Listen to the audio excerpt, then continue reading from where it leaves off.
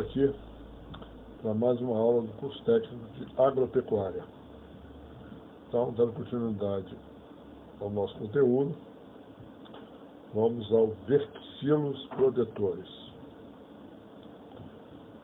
O cálice e a corola têm uma função secundária, que apenas protege os órgãos reprodutores, a saber, cálice, formado de sépalas, vem a constituir um conjunto que tem a forma de taça protetora, circundando toda a base da flor.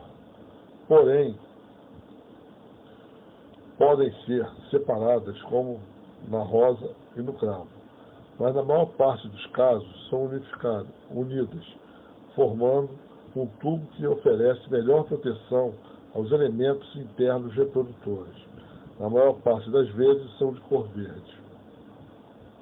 Corola, as pétalas alternam-se com as sépalas, a fim de aumentar a função protetora do perianto. As pétalas são brancas ou com coloração variada, possuem nectários que segregam essências, daí o seu perfume tão característico. A função da corola é a de proteger os elementos reprodutores, os insetos e beija-flores, que transportam o pólen, atuando esses animais como verdadeiros intermediários na produção vegetal. Então eu vou colocar aqui para vocês, vou mostrar o esqueminha, tá? Dos verticilos protetores. Aqui, ó.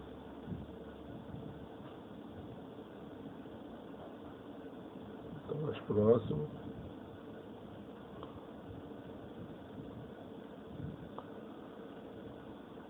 Viu? Aí cada negocinho desse aí vai representar, tem um nome, vai ter a corola, a pétala, a estigma, o estilete, o ovário, o cálice, que é a sépola, o receptáculo floral, o pedúnculo, o óvulo, o filete, o grão de pólen e o estigma esquerdo. Tem o direito e tem o esquerdo. Bom, aí vocês vão fazer a pesquisa de vocês, né, na internet, nas imagens, vão comparar com essa imagem ali para vocês. Verticilos reprodutores. Androceu é o conjunto dos estâmenes equivalente aos órgãos masculinos da flor. Cada estame é formado de filete, isto é, uma haste fina e alongada, tal qual um pecíolo que sustenta a antera. Essa antera é a ponta do estame dilatado, onde estão as bolsas polínicas, repletas de pólen. Por ocasião da maturidade, rompem-se as paredes das bolsas polínicas e liberta-se uma poeira amarelenta, cheia de pólen de tamanho microscópico, que servirão para fecundar os ovos. Essa abertura recebe o nome de deiscência. Bom, esse tipo de fecundação de pólen, você já tem mais ou menos a ideia, é microscópica, né? O vento se carrega muito por isso, os animais, de fazer essa união do masculino com o feminino. O verticilo gineceu ou pistilo é a parte feminina da flor, situando-se em seu centro. No topo do pistilo existe o estigma, onde os órgãos do pólen são recolhidos para a germinação. A base do pistilo é a mais volumosa e chama-se ovário, onde estão os óvulos. O gineceu resulta de uma ou mais folhas modificadas, que são as folhas carpelares. O pólen é, sem dúvida, a parte mais importante do androceu. A polinização é o transporte do pólen da antera para o estigma. É chamada direta, quando esse transporte se realiza no interior da mesma flor, taxadas de bissexuadas, porque tem os dois sexos. Por exemplo, o feijoeiro. Chama-se indireta ou cruzada quando o transporte necessita ser levado de uma flor para outra, por exemplo, as árvores frutíferas. Como eu estava falando antes. O vento carrega o pólen, os animais carregam.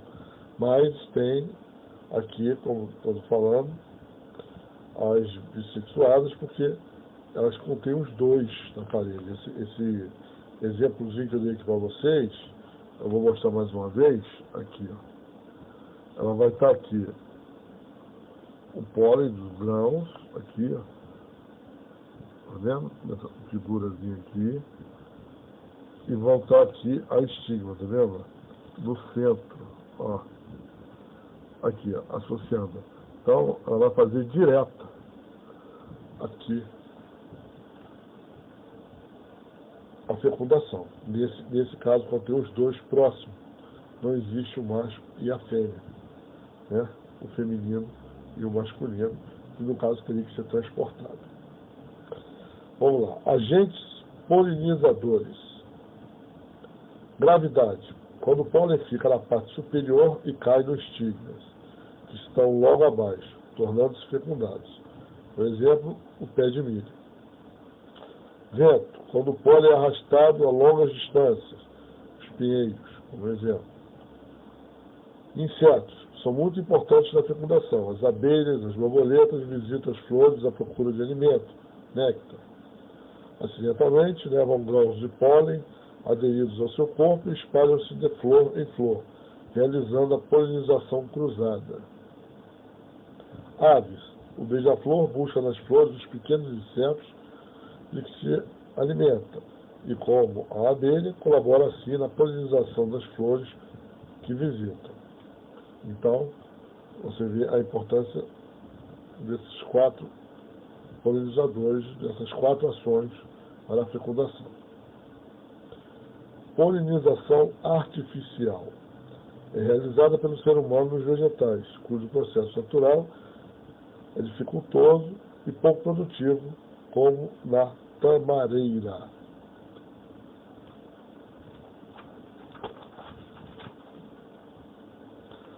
Aí eu tenho um quadrinho aqui, que eu vou mostrar para vocês, o primeiro quadro, à esquerda que eu vou mostrar.